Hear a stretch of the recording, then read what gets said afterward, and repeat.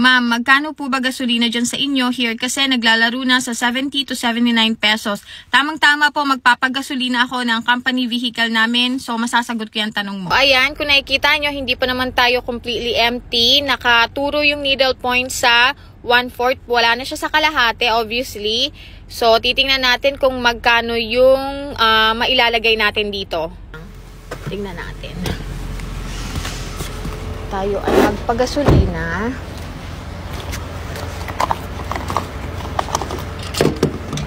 Oh, I forgot.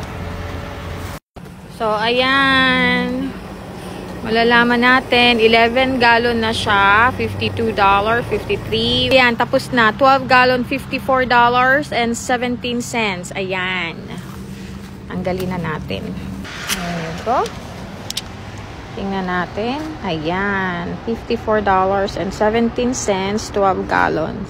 $4.48 po per gallon dito sa amin sa Nome, Alaska. Kung i-convert mo siya sa Philippine peso, around 200 pesos po. Kasi alam ko ang $1 is 50 pesos kung hindi ako nagkakamali. Pero kung i-compare mo siya sa mainland ng US, hindi po ganun kalaki yung itinaas ng presyo ng gasolina dito sa amin. Kasi like I always said, we live in an isolated place. Maliit lang tong town na to. Konti lang yung mga tao dito and hindi lahat ng tao dito merong sasakyan. Kaya hindi masyadong ka-big deal ang presyo ng gasolina dito sa amin. Yun lang.